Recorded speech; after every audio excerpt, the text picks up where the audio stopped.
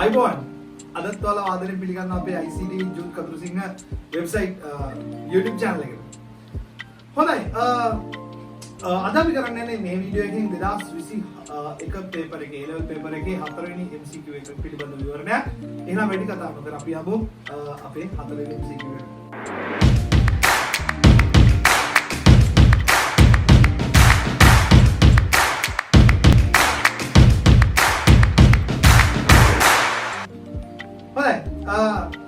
චුටි දෙයක් කියන්න උනා මම කලින් කියනා වගේම වැඩ 1000ක් මැද්දේ තමයි මේ වීඩියෝස් ටික දාන්නේ. ඒ නිසා එකක් පස්සේ අනිත් එකේ ඉන්න චුට්ටක් ලේට් වෙන්න පුළුවන්. ඒක මාත් එක තරහ වෙන්න එපා. ඔන්න පළවෙනි දේ. අංක 2 මේ MCQ නිකන් බැලුවට වැඩක් නැහැ. නිකන් මේක ෆිල්ම් එකක් බලන් ඉන්නවා වගේ. ඒක නිසා මේකට අදාළ හැම රිසෝස් එකම මේ සබ්ජෙක්ට් එකේ මෙන්න මේ පාඩමේ යම් දෙයක් කිසිම දෙයක් කව වෙලා නැත්තම් ඉක්මනට මේ පාඩම පිළිබඳ හැම විස්තරයක්ම හොයාගන්න ටියුට්ස් හොයාගන්න. හරි? එහෙම තමයි මේ වැඩේ කරන්න ඕනේ. ඒ නිසා ගොඩක් ළමයි කිව්වා අපිට හොඳට තේරෙනවා මේ MCQ විවරණේ. හරි නියමට තේරෙනවා කියවට වැඩක් නැහැ.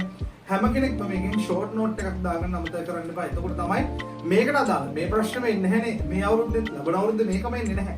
එහෙමනම් කරන්න ඕන දේ තමයි මේ පිළිබඳව තියෙන වටපිටාව ඔයාලා හදාගන්න ඕන. එතකොට තමයි ඒ ආශ්‍රයෙන් තමයි අනිවාර්යයෙන්ම ප්‍රශ්නයක් එන්නේ. හොඳයි. වැඩි කතාවක් නැහැ අපි යන වැඩේට. හරි.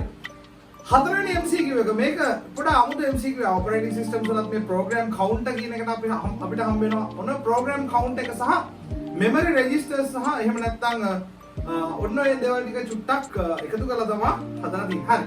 බලමු ඉස්සෙල්ලාම ප්‍රශ්න මොකක්ද කියලා. හරි. මම සිංහල සහ ඉංග්‍රීසි දෙකම කියන්නම්. ක්‍රමලේඛනයක් ධාවනය කිරීමට ක්‍රමලේඛකේත හිස්තැනක් ඔන්න හිස්තැනට A කියලා දීලා තියෙනවා. සිට B වෙත B කියන එකත් හිස්තැනක තමයි තියෙන්නේ. වෙත පිටපත් කරනු ලැබේ. පිටපත් කරනවලු. මධ්‍ය සැකසුම් මේකකෙහි ඇති වැඩසටහන් ගණක ප්‍රෝග්‍රෑම් කවුන්ටර්. ඔක දැනගෙන ඉන්න ඕන ඔය වැඩේට. හරි. දැන් අපි කතා කරමු ප්‍රෝග්‍රෑම් කවුන්ටර් කියන්නේ මොකක්ද කියලා. දැන් ඉස්සෙල්ලා ප්‍රශ්න බලමු. රෙජිස්ටර් ක්‍රමලේඛනයේ පළමු උපදේශන මතකෙහි මෙමරි එකේ රඳවා ඇති ස්ථානය අතර දැක්වෙන අතර ක්‍රමලේඛනය හරි ක්‍රමලේඛය කියලා කිව්වත් හරි ක්‍රියාත්මක වීම ආරම්භය. C ඉස්තනක් තියලා C මගින් ආහනන විකේතන ක්‍රියාව එහෙම නැත්නම් අපි ඔක ක්‍රියා කරමු. අපි ඔක ඉංග්‍රීසි වලින් කියනවා fetch decode execute කියලා. හරි චක්‍රයේ ක්‍රියාත්මක වේ. ඔන්න ඔය ABC වචන තුනට අදාළ හරි වචනේ තමයි ඉස්තෙන් වලට අදාළ හරි වචනේ තමයි අපි අහලා තියෙන්නේ. හරි. ඉංග්‍රීසි වලත් මේක මම කියලා ඉන්නකො චුට්ටක්. හරි. To run a program, the program code is copied from blank into blank.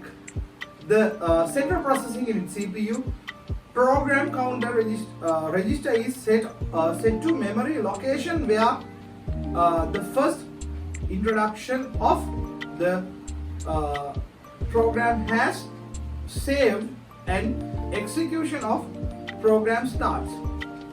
The blank implements the fetch decode execute circle. ඔන්න ඕක තමයි තියෙන්නේ. ලොකු ප්‍රශ්නයක් විදිහට නිකන් අහලා තියෙනවා. හරි. ඊළඟට අපි බලමු මේකෙදි දැන් ඉස්සල්ලාම අපි දැනගන්න එපා හත්ති ලව්වේ. මොකද්ද ප්‍රෝග්‍රෑම් කවුන්ටර් කියන්නේ කියලා. ඔබ දන්නේ නැත්තම් මාර කේස් එකනේ. අපි ඉස්සල්ලාම බලමු ප්‍රෝග්‍රෑම් කවුන්ටර් කියන්නේ මොකද්ද කියලා. අපි දන්නවා මෙන්න මෙහෙම සිද්ධියක්. CPU එකේ ඉඳලා තවත් තැනකට ඒක රන් වෙවි තියෙන ප්‍රෝග්‍රෑම් එකක් බ්ලොක් ස්ටේට් එකට ආපුවාම මෙදාපාර ඔන්න එන්න පුළුවන් ඈ ඔය process state diagram එක අත status හතකම චුට්ටක් බලලා තියාගන්න. තැනකින් තැනකට මාරු වෙද්දි මේ ප්‍රෝග්‍රෑම් එක සරලව ගමු මෙහෙම මේ දේ මෙහෙම වෙන්නේ මම ඔයාලට චුට්ටක් උදාහරණයක් විදිහට දාන්න ඔළුවට. මෙහෙම වෙන්නේ නැහැ. මේ දේ හරියට පොඩ්ඩක් ඔළුවට දාගන්න. ප්‍රෝග්‍රෑම් කවුන්ටර් එකේ වෙන්නේ මෙහෙම සිද්ධියක්. ඔයා හිතන්න ඔයා දැන් ගේම් එකක් ප්ලේ කර ඉන්නවා කියලා. මේ දේ මෙහෙම වෙන්නේ නැහැ මම නැවතත් කියනවා. චූටි දෙයක් මේ concept එකක් ඔළුවට දාන්න. ඔයා ගේම් එකක් ප්ලේ කර ඉන්නවා. හරි. ඔයා මේ ගේම් එක චුට්ටක් නවත්තනවා. ක්ලෝස් කරන්නේ නැහැ පොඩ්ඩක් නවත්තනවා. හරි. රයිට්. ඊට පස්සේ ඔයා නැවත මේක පාවිච්චි කරගන්නවා. ආයෙ ප්ලේ කරන්න පටන් ගන්නවා. එතකොට මේ ගේම් එක නවත්තපු තැන ඉඳලා එන්නේ මේ. නවත්තපු තැන ඉඳලා තමයි ආයෙ ප්ලේ වෙන්නේ. හරි. ඔන්නවා ගේම් එකක් ප්ලේ කර ඉන්නවා. හරි. ඔන්න හදිසියේ කවුරු හරි ගෙදරට ඇවිල්ලා කතා කරනවා. ඔයා මොකද කරන්නේ? මේක මිනිමයිස් කරලා හරි එහෙම නැත්නම් පොඩ්ඩක් පෝස් කරලා යනවා. ගිහිල්ලා ආයෙ වෙලා ප්ලේ කරන්න ගියදී එතන ඉඳලා ප්ලේ වෙන්න ඕන. මම හරිනේ. ඔන්න ඔය දේ සිද්ධ කරන්නේ context switching කියලා එකක්. අපි චුට්ටක් පොඩ්ඩක් නවත්තලා ආයෙ මේක පටන් ගද්දි කොතන ඉඳලාද මේක පටන් ගන්නවා? ප්‍රෝග්‍රෑම් එකේ කොතන ඉඳලාද කියන එක තීරණය කරන්නේ මේ ප්‍රෝග්‍රෑම් කවුන්ට් එකෙන්. මේ සරල සිද්ධියක්. මේක මේ විදිහට මේ වෙන්නේ මේ මම ඉතාලම සරල කරලා කිව්වා. මේක කිසිම දෙයක් දන්නේ නැති අය බලනවනේ. අපේ ක්ලාස් එකේ ළමයි ඔය සිද්ධිය දන්නවා. සරලව ගත්තොත් ඔය සිද්ධිය. එතකොට මතක තියාගන්න ප්‍රෝග්‍රෑම් කවුන්ට් එකේ කොතනින්ද නැවතුනේ කියන දේ ස්ටෝර් වෙලා තියෙනවා මෙමරි රෙජිස්ටර්ස් වල. මෙමරි රෙජිස්ටර්ස් වල මේක ස්ටෝර් වෙලා තිබ්බොත්, ගබඩා වෙලා තිබ්බොත් තමයි හරි තැන ඉඳලා මෙතන මේක පටන් ගන්න කොතනද ඉඳලාද කියලා තීරණය කරගන්න පුළුවන් වෙන්නේ. හොඳයි. එන්නේ මේ සිද්ධිය පොඩ්ඩක් ඔළුවේ තියාගෙන දන්නේ නැති අය ඉක්මනට හරි අර අපේ ටියුට්ස් වලින් අරගෙන වැඩේ කරගන්න පුළුවන්. ICT Kathurusingha.com වෙබ්සයිට් එකේ ගිහලා ඒක අරගෙන වැඩේ කරගන්න පුළුවන්. හරි. ඒක පොඩ්ඩක් ඔළුවේ තියාගෙන අපි යන් දැන් පොඩ්ඩක් ලොජිකලි අපි හිතමු කොහොමද මේ උත්තරේ එන්නේ කියලා. හරි. මෙතන ඔයාලට දීලා තියෙනවා පේන ඇති පොඩි ඩයග්‍රෑම් එකක්. හරි. ප්‍රෝග්‍රෑම් කවුන්ට් එකේ ඇතුළත් කරනවා. මේන් මෙමරි එකේ නැත්නම් ප්‍රෝග්‍රෑම් මෙමරි එකට ඇතුළත් කරනවා. කොතනද දැන් මේක සේව් වෙලා තියෙන්නේ. හරි. එතකොට ඊට පස්සේ මෙයා අවුට්පුට් කරනවා ඊළඟට කොතන ඉඳලාද පටන් ගන්න ඕන කියන දේ පිළිබඳව. පොඩ්ඩක් මේක මේ ප්‍රෝග්‍රෑම් කවුන්ට් කියන එකේ දැනුම චුට්ටක් වල වැඩි කරගන්නවා සහ මම මෙතනදී විශේෂයෙන්ම කියනවා process control blocks 7. හරි.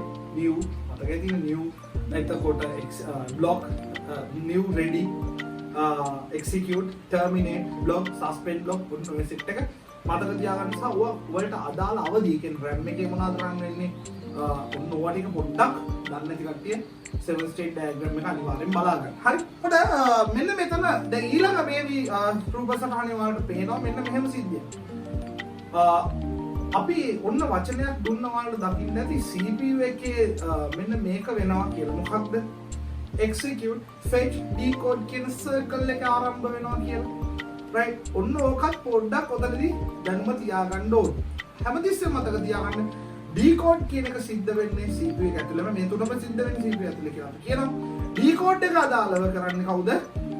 control unit එක නැත්නම් පාලන එකෙන් තමයි මේ decode එක කරන්නේ. හරි. arithmetic and logic unit එක තමයි ගොඩක් support කරන්නේ execute level එකට සහ RAM එකේදී තමයි මේක store වෙලා fetch කියන state එක තියෙන්නේ. හරි.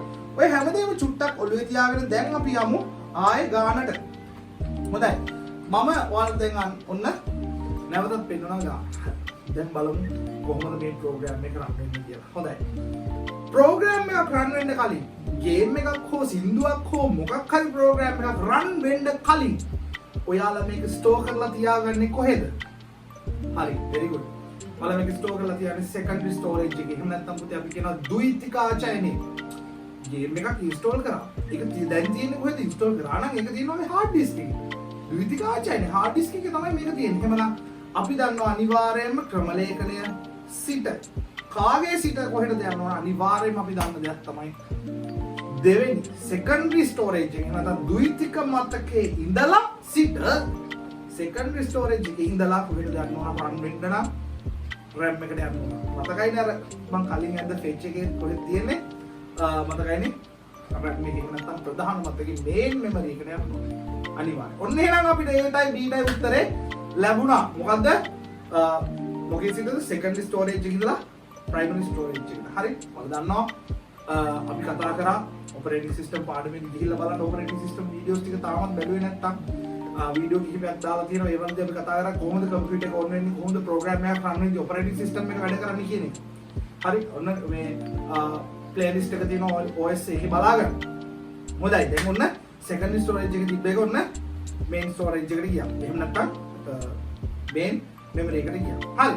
දැන් ඊට පස්සේ ඔන්න ඒටයි බීට උත්තර දෙක හරි. හරි. දැන් අර ඊළඟ සිද්ධිය අපි කතා කරා. මොකද්ද අපි දැන් අර පෙන්නේවම මතකයිනේ. fetch එකයිනේ. එතකොට decode execute ඔය කොහෙද තිබ්බේ ඔක? කොහෙද තිබ්බේ RAM එකේද? නෑ. මේකේ අපි දැක්ක කලින් ALU එක CPU එක නේ. කොහෙද ඒක තියෙන්නේ? ප්‍රධාන main process එක. process එක කියන්නේ මධ්‍යම සැකසුම් මේකකේ. මධ්‍යම සැකසුම් එකේ කොටස් කීපයක් තියෙනවා. memory register මතකයි නේද? හරි memory register cache memory මතකයි. cache memory අපි තමයි තියෙන්නේ කියලා අපි කතා කරා. හරි. ALU CPU කියන්නේ control unit පාලනය එකකේ. හරි. ඔන්න ඕවා ටික හොඳට මතක තියාගන්න. එහෙමනම් අන්තිම එකට C කියන එකට උත්තරය අපි ගන්නවා මොකක් කියලාද පුතේ? මධ්‍යම සැකසුම එකේ. එහෙනම් උත්තරය අපිට 5 කියලා ගන්න පුළුවන්. හරි. දැන් මේ වගේ තියරි තියෙන ප්‍රශ්න සාකච්ඡා කරද්දී ඔයාලට සිද්ධ වෙන්න පුළුවන් මෙහෙම වෙච්ච ළමයි ඇති. මම මෙලෝඩියක් මේ ගැන දන්නේ නැහැ. එහෙම හිතෙන්න පුළුවන්. හරි. එතකොට පුතේ මේ තියෙන තියරි. මේක අහන්නේ තියරියෙන් මේකේ ගාණක් හදන්න තියෙනවද නැහැ? එහෙම දෙයක් නැහැ. තියරියක් තියෙන දෙයක් තියෙනවා නම් අනිවාර්යයෙන්ම ඔයාලට සිද්ධ වෙනවා මේක පාඩම් කරලා ඔළුවට දාගන්න. පාඩම් කරලා කටපාඩම් පිළියන්නේ මේ සිද්ධි ක්‍රමදාමය වෙන්නේ කොහොමද කියලා. ක්‍රමේ මේ ඇල්ගොරිතම් එක කොහොමද යන්නේ කියලා. ඔයාලට තීරණය කරන්න තියෙනවා. මම ඒකට ඔයාලට සොලියුෂන් එකක් දීලා තියෙනවා. මම ගිහිල්ලා බලන්න අර OS වීඩියෝ සීරීස් එකේදී ඔයාලට දීලා තියෙනවා මේ විදිහේ මේක වෙන්නේ ඔය වගේ concept එක ඔයාලගේ ඔළුවේ තනලා තියෙනවා. හදලා තියෙනවා. හරි. ඒ වගේ තමයි අපේ ක්ලාස් එකේදී වැඩේ වෙන්නේ. ඒ නිසා හරි මේ MCQ එකට උත්තරේ අපි දන්නවා දැන් 5 කියලා. ඒ නිසා ඔය වගේ තියරි තියෙන කොටස් අනිවාර්යෙන් බලා ගන්න. සහ අපේ 2022 බූස්ට් කැම්ප් එක පටන් ගන්න තියෙනවා. මේ වෙද්දිත් ඔය වගේ තියරි කිසිම දෙයක් දන්නේ නැත්නම් දැම්ම රෙජිස්ටර් වෙලා දැම්ම ජොයින් වෙන්න තවත් පරක් වෙන්න එපා. අන්තිම මාසෙදී ළමයි හිර වෙලා අඬ කෝල් කරනවා. එතකොට ඉතින් අපිට කරන්න දෙයක් නැහැ. ගුරුවරු විදිහට අපිත් අසන්නයි. මොකද යන්න තියෙන හැමතැනම ගිහිල්ලා හරි ක්ලාස් වේවා පන්ති වේවා ඉස්කෝලේ වේවා කිසිම දෙයක් කරගන්න නැතුව අන්තිම සතිය දෙකේ ආපුවම පුතේ අපිත් අන්තිමට හිර වෙනවා. ඒක නිසා එහෙම වෙන්න එපා. ඉක්මනටම රෙජිස්ටර් වෙලා රයිට් ලංකාවේ හොඳම රිසල්ට් එකකින් අපේ ක්ලාස් එකත් එක්ක සම්බන්ධ වෙන්න කියලා ආදරෙන් ආරාධනා කරනවා. එහෙමනම් අපි ඊළඟ වීඩියෝ එකෙන් හම්බෙමු. Thank you.